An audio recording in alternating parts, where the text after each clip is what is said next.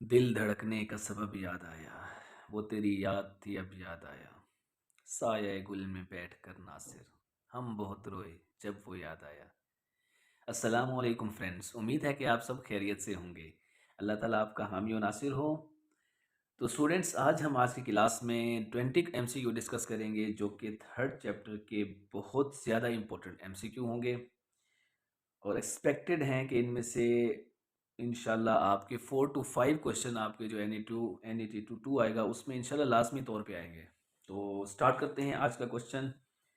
तो आज का क्वेश्चन है for any 2 by 2 matrix A, if A into adjoint of A is equal to 10 0 0 10 then A determinant. तो मेरे भाई इस क्वेश्चन में हमने ए का डिटर्मिनेंट मालूम करना है, डिटर्मिनेंट ऑफ ए हमने फाइंड करना है। तो भाई सिंपल सी बात है, जब हमने डिटर्मिनेंट ऑफ ए फाइंड करना है तो उसके लिए हमारे पास ए भी होना चाहिए। तो लेकिन हमारे पास मैट्रिक्स ए तो गिवन नहीं है, हमारे पास मैट्रिक्स ए को उसके अर्जाइंट के साथ मल्टीप्लाई करके जो रिजल्ट आया है वो हमारे पास है। तो मेरे भाई इस क्वेश्चन में हमारे पास अर्जाइंट की एक प्रॉपर्टी यूज हो रही है। वो कौन सी प्रॉपर्टी है कि अगर कोई भी मैट्रिक्स ए अपने ही अर्जाइंट से मल्टीप्लाई हो, या ऐसे हो कि कोई भी अर्जाइंट ऑफ ए, किसी भी मैट्रिक्स का अर्जाइंट अपने ही मैट्रिक्स से मल्टीप्लाई हो, तो दोनों सूरतों में जो रिजल्ट हमारे पास आता है वो कुछ इस तरह का होता है। ए का डिटर्मिनेंट और यहाँ पे हमारे पास क्या होता है, आइडेंटिटी मैट्रिक्स होता है IN। IN से मुराद है जितना उसका आर्डर होगा। तो ये प्रॉपर्टी जो है ना हमारी यूज होनी है इस क्वेश्चन में। तो मेरे भाई अब आप मुझे बताएं, इस क्वेश्चन में अर्जा ए को अर्जाइंट ऑफ ए से मल्टीप्लाई करके जो रिजल्ट हमें प्रोवाइड किया गया है, मतलब जो लेफ्ट साइड पे इसको अगर मैं लिखना चाहूँ, इस चीज़ का रिजल्ट हमारे पास इक्वल किसके है, 10 0 0 10। अब देखें किसी भी मैट्रिक में से हम अगर कोई चीज़ कॉमन ले लें, अब देखें इसका आर्डर अगर हमारे पास 2 by 2 है तो ये भी 2 by 2 होना चाहिए। अब हम ऐसा करते हैं कि यहाँ से अगर मैं कॉमन ले लूँ 10, तो भाई किसी भी मैट्रिक्स में से हम कॉमन ले सकते हैं 0 1 is equal to determinant of A I2 into, ठीक है। अब खुद आप देख सकते हैं यहाँ पे ये हमारे पास आइडेंटिटी मैट्रिक्स I2 है और यहाँ पे भी हमारे पास बाय प्रॉपर्टी। अब देख लें, यहाँ कंपेयर कर लेते हैं। I2 जब I2 के इक्वल है तो हमारे पास जो A का डिटर्मिनेंट्स होगा वो इक्वल होगा 10 के। तो देखा स्टूडेंट, इस क्वेश्चन में हमने एक प्रॉपर्टी का यूज़ किया और उस प्रॉपर्टी को यूज़ करके हमने यहाँ पे आंसर मालूम कर लिया। नेक्स्ट क्वेश्चन नंबर 12 पे मूव करते हैं जी। ये आपके पास तो क्वेश्चन नंबर 12 में भी हमारे पास 2 by 2 के दो मैट्रिक्स दे दिए गए A एंड B, और क्वेश्चन में कह रहा है कि B इनवर्स को अगर हम A इनवर्स से मल्टीप्लाई करके जो रिजल्ट आता है उसका इनवर्स आपने मालूम करना है। यानी कि यहाँ पे भी हमारे पास इनवर्सेस की प्रॉपर्टी ही लगेगी, जैसे कि पिछले क्वेश्चन में हमारे पास एडजॉइंट की प्रॉपर्टी लगी थी। तो मेरे स्टूडेंट्स, अब आप मुझे ये बताइए कि हमने ये पढ़ा है कि अगर कोई भी दो मैट्रिक्स का प्रोडक्ट का इन्वर्स लिया जाए तो रिवर्सल लॉ ऑफ इन्वर्स ये कहता है कि बी इन्वर्स पहले होगा फिर ए इन्वर्स बाद में होगा। तो स्टूडेंट्स, अब हमने जो फाइंड आउट करना है इस क्वेश्चन में, उसमें कुछ ये सिचुएशन है कि बी इन्वर्स का और फिर ए इन्वर्स के प्रोडक्ट का इन्वर्स। तो यहाँ पे यही ऊपर वाली प्रॉपर्टी लगा रहे हैं, यानी कि A B whole inverse equal होता है रिवर्स में पहले बी इन्वर्स फिर डॉट ए इन्वर्स। तो यहाँ पे हमारे पास पहले सेकेंड वाला इन्वर्स आ जाएगा, ए इन्वर्स का भी इन्वर्स है और फिर बी इन्वर्स का भी इन्वर्स है। तो यहाँ पे एक और प्रॉपर्टी भी अब यूज़ हो रही है कि किसी भी मैट्रिक्स के इन्वर्स का अगर हम इन्वर्स ले लें तो वो उसी मैट्रिक्स के इक्वल आ जाता है। ठीक है भाई, उसी मैट्रिक्स के इक्वल आ जाता है। तो यहाँ पे हम ये प्रॉपर्टी लगाएंगे। तो मेरे भाई यहाँ पे जस्ट अब हमने मालूम क्या करना है, ए बी, और कुछ भी मालूम नहीं करना, जस्ट इन दोनों को मल्टीप्लाई कर लेना है। तो देख लेते हैं, ए मैट्रिक्स हमारे पास है 2 2, फिर यहाँ पे है -3 एंड 2। अच्छा स्टूडेंट, समझाते हुए बात का थोड़ा सा टाइम लग सकता है, लेकिन इसका मतलब ये बिल्कुल भी नहीं कि आप इसको अगर प्रैक्टिस करेंगे तो आपका 1 मिनट से ज़्यादा लगेगा। 2 by 2 मैट्रिक्स की मल्टीप्लिकेशन हो या 3 by 3 की मल्टीप्लिकेशन, भाई तो आप लोग एंट्री टेस्ट की प्रिपरेशन कर रहे हैं तो कम से कम ये 2/2 का डिटर्मिनेंट्स ओपन करना, 3/3 का डिटर्मिनेंट्स ओपन करना, ये आपको एक सिंगल स्टेप में आना चाहिए, ठीक है।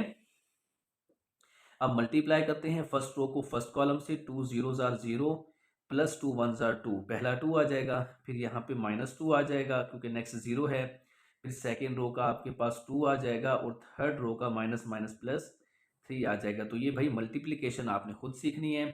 अगर आपको मल्टीप्लिकेशन भी नहीं आती तो फिर आपका अल्लाह ही हाफिज है। तो स्टूडेंट्स इसका आंसर हमारे पास बीटा आएगा। चलते हैं हम अगले क्वेश्चन की तरफ। जी, क्वेश्चन नंबर 12 के बाद हमारे पास है क्वेश्चन नंबर 13। तो ये देखिए क्वेश्चन नंबर 13, यहाँ पे भी कुछ इनवर्स की प्रॉपर्टीज हैं। If A is equal to 2/2 matrix है 2 1 -1 एंड 1 सच दैट ए का ट्रांसपोज इक्वल है बी इनवर्स के, देन डिटर्मिनेंट ऑफ बी। तो स्टूडेंट्स यहाँ भी वही बात आ गई कि हमने यहाँ पे जो चीज़ मालूम करनी है बी डिटर्मिनेंट्स ऑफ बी, तो हमारे पास बी होना चाहिए, यानी कि बी मैट्रिक्स हमारे पास अवेलेबल होगा तभी तो उसका डिटर्मिनेंट मालूम होगा। जबकि हमारे पास गिवन क्या है, A transpose is equal to B inverse. अभी मैंने एक प्रॉपर्टी बताई है कि अगर हम इनवर्स का इनवर्स ले लें, ओके, यहाँ भी इनवर्स, तो हमारे पास आ जाएगा ए ट्रांसपोज का इनवर्स इज इक्वल टू हो जाएगा यहाँ पे बी इनवर्स का इनवर्स बी के इक्वल। यानी कि यहाँ से हम बी मालूम कर सकते हैं आसानी से अगर हम मैट्रिक्स ए का ट्रांसपोज लेके उसका इनवर्स ले लें। तो मेरे भाई ट्रांसपोज क्या होता है, रो को कॉलम बना देते हैं, 2 1 -1 एंड 1। अब किसी भी मैट्रिक का इनवर्स कैसे मालूम करते हैं आपको पता है, वो हमारे पास आएगा इनवर्स में एडजॉइंट ऑफ ए, इसका डिटर्मिनेंट्स पहले ले लेते हैं, 2 + 1 3 1/a का डिटर्मिनेंट्स। अब इसका एडजॉइंट, तो स्टूडेंट्स इसका एडजॉइंट क्या होगा, इनकी जगह चेंज कर लेते हैं और इनके साइन चेंज कर लेते हैं। अब हमारे पास b का डिटर्मिनेंट्स मालूम करना है, तो मेरे भाई 1 3 का भी डिटर्मिनेंट्स और साथ में 1 1 -1 एंड 2 का भी डिटर्मिनेंट्स। तो भाई b का जो डिटर्मिनेंट्स है वो तो 1/3 आ जाएगा, और जबकि 2 + 1 3 इसका आ जाएगा। तो यहाँ पे 2 + 1 3, तो हमारे पास जो रिजल्ट यहाँ पे आ रहा है स्टूडेंट्स, वो तो मेरे पास आ रहा है इसका 1 आंसर आ रहा है, जबकि ऑप्शन में हमारे पास ऐसा कुछ 1 नहीं है। तो एक बार इस क्वेश्चन को हम दोबारा देख लेते हैं कि भाई इस क्वेश्चन में हमारे पास क्वेश्चन है 2 1 -1, सॉरी यहाँ पे इसका जब हमने क्या लिया ट्रांसपोज, तो 2 1 जो आपके पास है रो -1 एंड 1। अब इसका डिटर्मिनेंट्स इनवर्स, इसका इन्वर्स लेना है हमने, तो भाई बी का इन्वर्स भी लिया जा सकता था या फिर इसका डायरेक्ट भी हम कर सकते थे। सॉरी सॉरी सॉरी, इस क्वेश्चन को अगर हम देखते हैं, बी का डिटर्मिनेंट्स मालूम करना है, तो सबसे पहले हम इसका अगर इन्वर्स लेते हैं तो इस सारे मैट्रिक्स का पहले डिटर्मिनेंट्स 2 + 1 3 वो डिवाइड हो जाएगा। फिर हम क्या करेंगे, एडजॉइंट ऑफ ए, इसका एडजॉइंट ले लेंगे 1 1 1 -1 एंड 2। तो इसका अब हम अगर क्या करें, डिटर्मिनेंट्स ले लें, 2 + 1 3 और 3 को अगर हम 3 से डिवाइड करें तो 1 आता है। लेकिन अगर यहाँ पे हम ऐसी प्रॉपर्टी ही अप्लाई कर देते हैं स्टूडेंट्स, तो मेरे ख्याल में प्रॉपर्टी से आंसर तक अप्रोच हो सकता है। यहाँ पे अब पता नहीं कौन सा, तो देख लेते बेटा, किसी भी मैट्रिक्स का हम जो डिटर्मिनेंट्स लेते हैं तो आपको पता है डिटर्मिनेंट्स का इन्वर्स जो है ना वो बाहर ही रहेगा, 2 -1 1 एंड 1 सारे का इन्वर्स, ओके। तो देख लेते हैं यहाँ पे 2 + 1 3 का इन्वर्स आप सबको पता है किसके इक्वल है, 1/3 के, तो इसका आंसर हमारे पास चार्ली आएगा। तो स्टूडेंट्स देखा यहाँ पे भी हमने वो प्रॉपर्टी लगाई है। अगर आपको थोड़ा मैं रिव्यू करा दूँ कि किसी भी मैट्रिक्स की पावर का अगर डिटर्मिनेंट्स लें तो पावर को हम बाहर लिख सकते हैं। तो यहाँ पे ये प्रॉपर्टी अप्लाई हो के आंसर 1/3 आया है। उसके बाद हम क्वेश्चन नंबर 14 की बात करते हैं स्टूडेंट्स। ये देखिए क्वेश्चन नंबर 14 यहाँ पे है कि हमारे पास एक मैट्रिक्स दिया गया है जिसमें 3 रोज हैं और 3 कॉलम्स हैं। देन द वैल्यू ऑफ, अब बेटा हमने वैल्यू किसकी मालूम करनी है, A21 capital A11 A22 capital A12, उसके बाद हमारे पास है A23 कैपिटल A13। याद रखिएगा एक प्रॉपर्टी है, अगर हमारे पास इस तरह का रिलेशन दिया जाए, यानी कि जो हमारे पास एलिमेंट्स हैं वो किसी और रो के और जो हमारे पास को फैक्टर हैं वो किसी और रो के, जो मैंने जिगजैग पैटर्न बनाया तो वो हमारे पास क्या है, को फैक्टर। अब यहाँ पे देखते हैं जो को फैक्टर हैं वो हमारे पास R1 के हैं, जबकि एलिमेंट्स जो हमारे पास हैं वो R2 के हैं, यानी कि एलिमेंट्स हमारे पास R2 के हैं। देखें A21 A22 A23 second row के एलिमेंट्स हैं और फर्स्ट रो के को फैक्टर हैं। तो इस तरह का जब भी इनके प्रोडक्ट का सम दे दिया जाए तो रिजल्ट हमेशा बाय प्रॉपर्टी जीरो के इक्वल आता है। ओके, आप बेशक इसका फाइंड भी कर लें, इसको वेरीफाई भी कर लें, लेकिन हमने एज अ रिजल्ट याद रखना है any row multiply with any other row cofactors then their sum will be zero always. Okay, question number 14 के बाद हम चलते हैं क्वेश्चन नंबर 15 की तरफ। तो क्वेश्चन नंबर 15 हमारे पास है जनाब, ये देखिए क्वेश्चन नंबर 15 है ए बी होल ट्रांसपोज जो है वो हमारे पास गिवन है और बी ट्रांसपोज भी प्रोवाइड कर रहा है, तो हमने ए मालूम करना है। तो देखिए बेटा यहाँ भी हम बात कर लेते हैं ए बी सारे का जो ट्रांसपोज है वो हमारे पास इक्वल है बी ट्रांसपोज ए ट्रांसपोज। ठीक है, अब इस प्रॉपर्टी का यूज़ करते हैं। यहाँ पे जो वैल्यूज हमारे पास गिवन है वो है -2 9 -3 and 5 is equal to B transpose हमारे पास है 1 3 0 1 2 एंड -1। अब ए ट्रांसपोज हमने मालूम करना है, तो स्टूडेंट्स यहाँ पे ए ट्रांसपोज हम लिख लेते हैं। अब ऑप्शन से बेटा किसके साथ इसको हम मल्टीप्लाई करें, ऑप्शन में अगर इसका हम ट्रांसपोज लेके मल्टीप्लाई करें तो लेफ्ट हैंड साइड बननी चाहिए, या फिर हम इसको इस अंदाज से भी देख सकते हैं कि अगर इसको बस बेटा बैक सॉल्व से ही होगा। ठीक है, यहाँ पे आके हम इसको बैक सॉल्व से ही करेंगे। अगर मैं सपोज करता हूँ कि हमारे पास आंसर ए है, तब हम क्या कर देंगे 1 3 0 1 2 -1। अगर ए है तो हम इसका ट्रांसपोज की बात कर रहे हैं, तो इसका ट्रांसपोज होगा 1 -1 2 0 3 1। इसका जो प्रोडक्ट है वो लेफ्ट साइड के इक्वल होना चाहिए, तो 1 1 जार 1 -3 1 -3 -2 आ रहा है। ओके, फिर फर्स्ट रो को सेकंड कॉलम के साथ 0 9 एंड 0 9 देखो -2 और 9 ये वेरीफाई हो गए। फिर उसके बाद 1 -2 एंड -2 और -4 में से 1 जाएगा -3, ये भी वेरीफाई हो गया। उसके बाद 0 इसके साथ 6 -1 5। तो अल्फ़ा ऑप्शन जो है वो हमारे पास वेरीफाई हो रहा है, तो इसका मतलब है इसका आंसर हमारे पास अल्फ़ा होगा। यानी इसमें भी हमने सबसे पहले ट्रांसपोज की प्रॉपर्टी ही लगाई, उसके बाद हमने यहाँ पे ए ट्रांसपोज की जगह पे ऑप्शन में ए पड़ा हुआ है, then A is equal to, इसलिए हमने ऑप्शन का ट्रांसपोज लेके मल्टीप्लाई किया तो लेफ्ट साइड के इक्वल वेरीफाई हो गया। जी, क्वेश्चन नंबर 16 की बात कर लेते हैं। जी, क्वेश्चन नंबर 16 आपके सामने। यहाँ पे भी हमारे पास वही मल्टीप्लिकेशन है कि ए बी अगर हमारे पास 0 1 2 है तो इनवर्स भी गिवन है, तो बी हमने मालूम करना है। तो मेरे भाई खुद देख लें, यहाँ पे A B is equal to 0 1 2 -1। अगर हमने बी मालूम करना है तो ए लेफ्ट साइड पे है, तो लेफ्ट डिस्ट्रीब्यूटिव लॉ के मुताबिक ये भी लेफ्ट साइड पे ही जाएगा 0 1 2 एंड -1। तो देख सकते हैं यहाँ पे आपके पास जो ए इनवर्स है वो किसके इक्वल है 4 -1 8 एंड 1। ये मल्टीप्लाई होगा 0 1 2 एंड -1। तो मल्टीप्लाई करके बी मालूम हो गया हमारे पास 0 और फिर यहाँ पे -2। अब -2 सारी ऑप्शन में है सिवाय डेल्टा के, डेल्टा कैंसिल हो गई। फिर उसके बाद 4 -1 +1 5। अब देख लें बेटा -2 और 5 -2 और 5 डेल्टा तो पहले कैंसिल हो गया, तो आंसर हमारे पास अल्फ़ा ही बन गया। मजीद आगे सॉल्व करने की जरूरत नहीं क्योंकि ऑप्शन में नन ऑफ दीज नहीं है। थोड़ा सा हमने कॉमन सेंस भी यूज़ करना होता है एंट्री टेस्ट में कि बैक सॉल्व से कौन से होते हैं, या मिनिमम सिंप्लीफिकेशन करने के बाद हम आंसर तक कैसे अप्रोच कर सकते हैं, तो आंसर अल्फ़ा ही आएगा। उसके बाद हम चलते हैं क्वेश्चन नंबर 16 के बाद क्वेश्चन नंबर 17। ये देखिए क्वेश्चन नंबर 17 ये रहा हमारे पास। For any system 1 3s - t, तो t की वैल्यू मालूम करनी। तो भाई साहब t की वैल्यू के लिए आप देखें 3s - t is equal to 1 है, और यहाँ पे हम बात कर लेते हैं s + t is equal to 3 है हमारे पास। तो बेटा इक्वेशनों को ऐड कर लेते हैं। तो यहाँ से 4s is equal to 4s is equal to 1, इसे किसी भी इक्वेशन में पुट करके हम t मालूम कर सकते हैं। तो 3 - t is equal to 1, t is equal to हमारे पास 2 आ जाएगा। तो देखिए सिंप्लीफाई आसानी से करके हमने सिमिल्टेनियसली इक्वेशन की जैसे इसको सॉल्व करके आंसर मालूम कर लिया। उसके बाद हमारे पास है क्वेश्चन नंबर 18।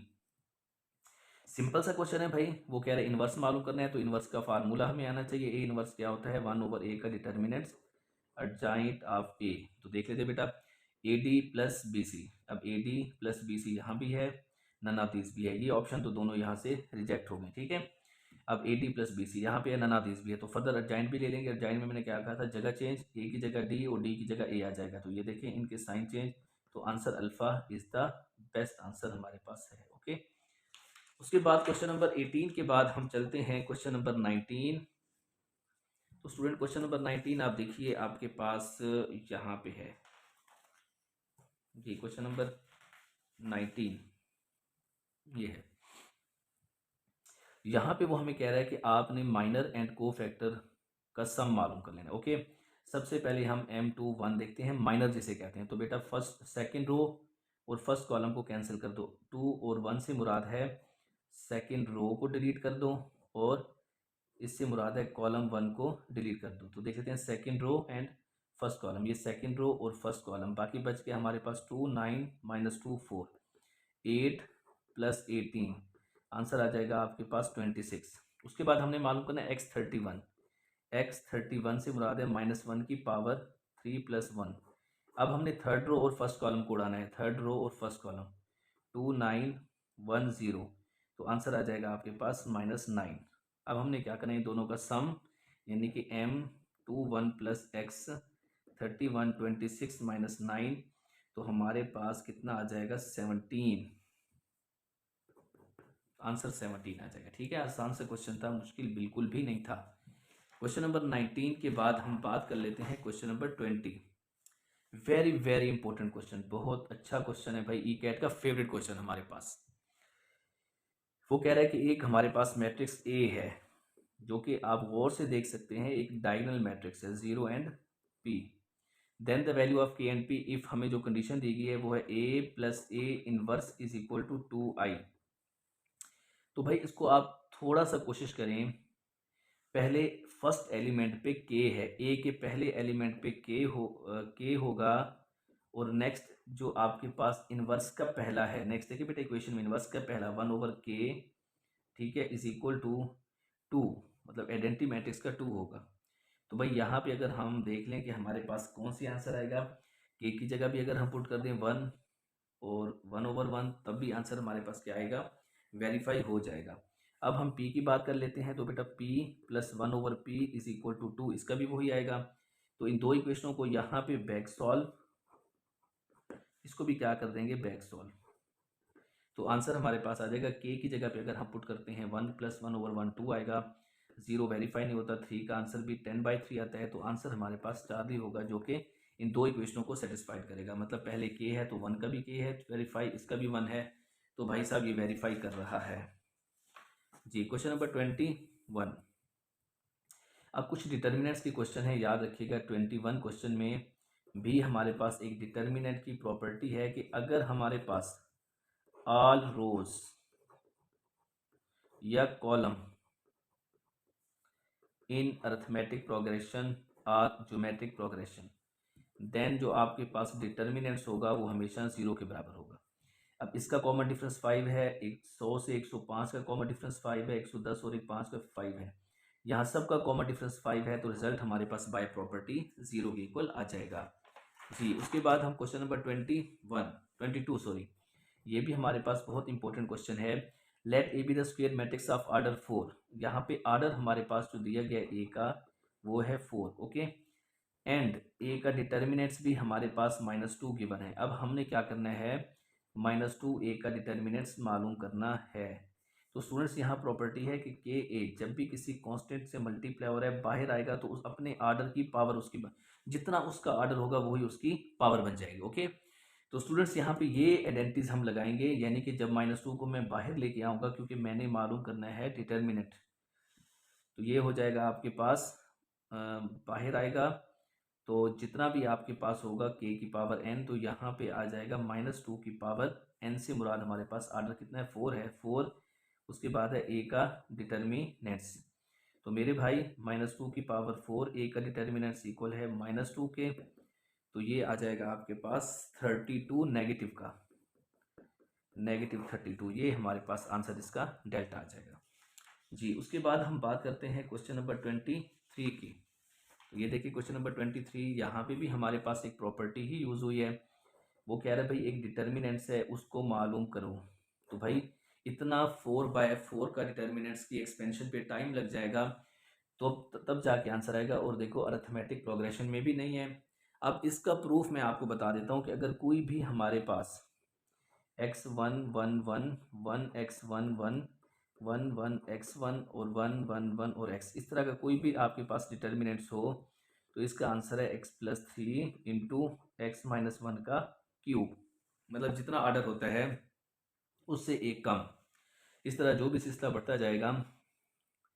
अब यहाँ पे देखिए बेटा x किसके इक्वल है, x इक्वल है 2 के, तो 2+3 एंड 2 - 1 का क्यूब, तो आंसर हमारे पास 5 आ जाएगा। ठीक है, क्वेश्चन नंबर 23 के बाद हम बात करते हैं क्वेश्चन नंबर 24, दैट्स इट। तो बच्चे ये क्वेश्चन भी काफ़ी इंपॉर्टेंट क्वेश्चन है। तो इसमें अगर हम R1 और R2 को इंटरचेंज करते हैं तो क्या होगा, तो ज़रा देखते हैं कि इंटरचेंज जब भी दो रोज को किया जाता है बाहर नेगेटिव लगाया जाता है, याद रखिएगा। तो यहाँ पे आ जाएगा आपके पास 5 6 7 8 9 0 2 1 5 6 0 0, उसके बाद है -3 3 एंड 4 0 0 0 2 एंड 3, और इसके बाद हमारे पास है लास्ट में 0 0 0 एंड 4। तो बेटा अब जब हमने इसको इंटरचेंज किया तो हमारे पास एक ट्राइंगुलर मैट्रिक्स बन गया। इसे अपर ट्राइंगुलर कहते हैं। मतलब अगर इसे हम ट्राइंगल कंसीडर करें जो ये बन रही है आपके पास, अगर बेटा एक ट्राइंगल अपर वाली साइड पे ऐसी बन रही है कि जिसमें नॉन जीरो एलिमेंट्स हैं अपर, अगर नॉन जीरो एलिमेंट्स लोअर में है तो फिर लोअर ट्राइंगुलर। तो इसका बेटा जो आपके पास डिटर्मिनेंट्स होता है याद रखिएगा, -1 तो बाहर है ही है, बाकी डिटर्मिनेंट्स के लिए जस्ट मेन डायगोनल के एंट्रीज को मल्टीप्लाई करते हैं। 5 × 2 × -3 2 एंड 8, तो देखो 10 30 60, आपके पास आंसर कितना आ जाएगा, 5 2 ज़ा 10, उसके बाद 10 10 6 ज़ा 60। अब 60 को 8 से अगर हम मल्टीप्लाई, नहीं बेटा 8 से मल्टीप्लाई ना, 2 4 ज़ा रहा है, मैंने डायरेक्ट 8 लिख दिया। अब ज़रा देखते हैं, 5 2 10 3 24 240, आंसर आपके पास क्या बनेगा 240। तो ये स्टूडेंट्स हमने एक बड़ा क्वेश्चन था जिसको हमने आसानी से सॉल्व कर लिया जी। उसके बाद हम क्वेश्चन नंबर 25 की तरफ चलते हैं। 25 में हम देखते हैं हमारे पास कोई भी ऐसी प्रॉपर्टी नज़र नहीं आ रही, लेकिन हम थोड़ा सा गौर करते हैं तो भाई साहब कॉमन डिफरेंस इसका भी 3 है, इसका भी कॉमन डिफरेंस 3 है, इसका भी 3, सबका 3 है। अगर कॉमन डिफरेंस 3 है तो एपी में है, तो मैंने बताया था कोई भी अगर आपके पास एपी में है तो डिटर्मिनेंट्स हमेशा 0 के बराबर होता है जी। क्वेश्चन नंबर 26, तो डियर स्टूडेंट्स क्वेश्चन नंबर 26 में हम देखते हैं हैज़ नो इनवर्स, यानी कि नो इनवर्स का मतलब है डिटर्मिनेंट्स इक्वल टू 0 के बराबर है, यानी कि x 1 1 2 3 एंड 4 1 1 एंड 1 का जो डिटर्मिनेंट्स है वो हमारे पास 0 के इक्वल है। तो मेरे भाई प्लस माइनस प्लस, अगर हम यहाँ पे x लिख दें और इसको रो और कॉलम को कैंसिल कर दें तो ये 3/2 को कहा था आपको आना चाहिए, 3 - 4 -1 ये आ जाएगा, फिर -1 रो कॉलम कैंसिल, 2 - 4 -2, फिर +1 के साथ रो और कॉलम कैंसिल, यहाँ पे -1 आ जाएगा इक्वल टू 0। तो -x + 2 - 1 equal to 0, x is equal to 1 आ जाएगा। तो x का आंसर हमारे पास 1 आ गया। ओके स्टूडेंट्स, उसके बाद क्वेश्चन नंबर 26 के बाद जी 26 के बाद है 27। ओके 27 क्वेश्चन में भी वही कॉन्सेप्ट लगेगा मेरे भाई, लेकिन यहाँ पे एक रो हमारे पास मिसिंग है। तो हमें क्या करना पड़ेगा, क्वेश्चन ढूंढना पड़ेगा। क्वेश्चन नंबर 27 जी 27 में है 0 3 4, यहाँ पे जो रो हमारे पास वो हो गई है, स्किप हो गई है, वो है 0 3 एंड 4। सॉरी यहाँ पे है बिल्कुल 0 0 5 0 3 5, ये रो हमारे पास मिसिंग थी 0 3 0 3 4। अब देख लेते हैं यहाँ पे इसका आंसर क्या बनेगा। तो स्टूडेंट्स वही बात, ये देखिए लोअर ट्राइंगुलर मैट्रिक्स है, लोअर हो या अपर हो, इसका जो डिटर्मिनेंट्स होता है वो मेन डायगोनल के एंट्रीज को मल्टीप्लाई करने से, तो ये भाई हमने कर दिया इसको मल्टीप्लाई।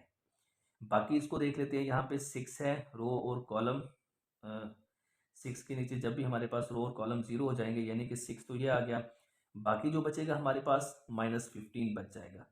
अब हम देखते हैं 8 -40 प्लस 90, तो 90 में से 40 को निकाल दो तो आंसर 50 आएगा। ठीक है भाई, आंसर हमारे पास इसका 50 आ जाएगा जी। उसके बाद हम क्वेश्चन नंबर 28 की बात करते हैं। यहाँ पे भी हमारे पास प्रॉपर्टी लगी है भाई, अगर कोई भी पावर हो रही हो और उसका डिटर्मिनेंट कहे तो हम पहले डिटर्मिनेंट लेके फिर पावर इसकी क्या करेंगे, मालूम कर लेंगे। तो फिर वही ट्राइंगुलर मैट्रिक्स, यकीन करें ट्राइंगुलर मैट्रिक्स जो है ये वो सब, अब जो हमारे पास मेन डायगोनल है, स्केलर है, आइडेंटिटी है, ये सारे मैट्रिक्स ट्राइंगुलर हैं। अपर भी एंड लोअर भी दोनों कहलाते हैं। तो सबसे पहले हम यहाँ बात कर लेते हैं कि इसका ए का डिटर्मिनेंट क्या है। तो स्टूडेंट्स ए का डिटर्मिनेंट होगा 9b। अब यहाँ पे हम पुट कर देंगे जो कि गिवन है हमारे पास, ए डिटर्मिनेंट का स्केयर 81। ए डिटर्मिनेंट है 9b, तो भाई साहब 9b का स्केयर 81, यहाँ पे बी स्केयर आ जाएगा आपके पास 1 के और बी आ जाएगा +-1। तो रिजल्ट हमारे पास माइनस नहीं है तो सिर्फ +1 है, तो +1 से भी ये वेरीफाई हो जाएगा जी। उसके बाद हम लास्ट शीट पे चलते हैं जिसमें हम 29 एंड 30 क्वेश्चन डिस्कस करेंगे। तो ये देखिए, इसमें कह रहा है कि हमारे पास एक मैट्रिक्स है 3/3 का, तो एडजॉइंट किसके इक्वल है। तो मेरे भाई एडजॉइंट होता है कोफैक्टर्स, हर एलिमेंट के कोफैक्टर्स का ट्रांसपोज ले लें। देखिए बेटा ये A11 A12 A13 कोफैक्टर का ट्रांसपोज है। अगर बीटा पे गौर करते हैं तो इसका ट्रांसपोज का आंसर लिखा गया है, तो ये भी सेम ही है। अगर हम इन दोनों को वर्ड्स में बयान करें तो वो इसकी डेफिनेशन है, transpose of a matrix of cofactor is called adjoint of A. Okay, तो इसका आंसर ऑल ऑफ दीज होगा। तीनों अल्फा बीटा चार्ली सेम चीज को रिप्रेजेंट कर रहे हैं। एडजॉइंट ऑफ ए की डेफिनेशन क्या है, transpose of matrix of cofactor. Cofactor का मैट्रिक्स बना लें, उसका ट्रांसपोज ले लें जैसे कि ये है, और वो हमारे पास क्या आ जाएगा, एडजॉइंट ऑफ ए का मैट्रिक्स। अब बेटा 2/2 में तो सिंपल है कि भाई मेन डायगोनल के एलिमेंट्स की जगह चेंज करते हैं और सेकेंडरी के साइन चेंज करते हैं, बट यहाँ पे ऐसा कुछ भी नहीं करना। ठीक है, तो लास्ट क्वेश्चन की तरफ मूव करते हैं, क्वेश्चन नंबर 30। ये देखिए, अगर मेरे भाई इस क्वेश्चन को करने बैठ गए तो आपका आधा घंटा लगेगा, 30 मिनट्स लग जाएंगे सुकून से करने में। तो मेरे भाई अगर ऑप्शन भी इसका जो है ना लास्ट में होता है तब भी बड़ी टेंशन की बात है। तो ये क्वेश्चन कोशिश करें, मल्टीप्लिकेशन पे अगर अबूर हासिल है तो आप कर सकते हैं ए इनवर्स। अब देखो ए तो गिवन है, इनवर्स ऑप्शन में गिवन है, यानी कि अगर हम यहाँ पे ये प्रॉपर्टी लगा लें भाई, ए गिवन है, ए इनवर्स ऑप्शन में है, तो ए इनवर्स का आंसर आइडेंटिटी मैट्रिक्स आता है। तो मेरे प्यारे स्टूडेंट्स ए तो गिवन है हमारे पास, हम अल्फा ऑप्शन को वेरीफाई करके देखते हैं। 102 ए गिवन है, 0 2 1, उसके बाद है 1 -1 1 -1 एंड 1 को मैं मल्टीप्लाई करूं अल्फा ऑप्शन से, अगर ये इसका इन्वर्स है तो रिजल्ट हमारे पास आइडेंटिटी मैट्रिक्स होना चाहिए, तो ये अल्फा ऑप्शन हो जाएगा। तो देख लेते हैं, इसको हम मल्टीप्लाई करते हैं स्टूडेंट्स। 1 को -3 से मल्टीप्लाई करेंगे, -3 फिर 0 फिर +4, यानी कि यहाँ से तो पता चल गया 4 में से 3 जाएगा, 1 आइडेंटिटी मैट्रिक्स आ रहा है, वेल डन। नेक्स्ट 2 0 एंड -2, 2 -2 0, 4 0 -4 4 -4 ये भी 0। उसके बाद सेकेंड रो में 0 -2 +2 0 +0 हो जाएगा, +0। उसके बाद फिर सेकेंड रो को सेकेंड कॉलम के साथ, तो भाई साहब यहाँ पे भी हमारे पास क्या आ जाएगा, 1 +0 फिर 0 +0, इस तरह बेटा यहाँ भी 0 यहाँ भी 0 फिर 1, यानी कि अल्फा ऑप्शन हमारे पास बन गई है 1 0 0 0 1 0 0 0 1, दैट इज कॉल्ड इनवर्स। जो होगा वो अल्फा ऑप्शन होगा। स्टूडेंट्स इनवर्स वैसे मालूम करने का कोई शॉर्टकट नहीं है, अगर कोई मैट्रिक्स आ जाए, हाँ अगर हमारे पास मेन डायगोनल एलिमेंट्स है तो उसके डायगोनल एलिमेंट्स के जो आपके पास मेन डायगोनल के नॉन जीरो सारे के सारे एलिमेंट्स होने चाहिए, हम उसका डायरेक्ट इन्वर्स लेके इन्वर्स मालूम कर सकते हैं। ठीक है, अपना ख्याल रखिएगा, दुआओं में याद रखिएगा। बलोच सर को परमिशन दीजिए। अल्लाह हाफिज़।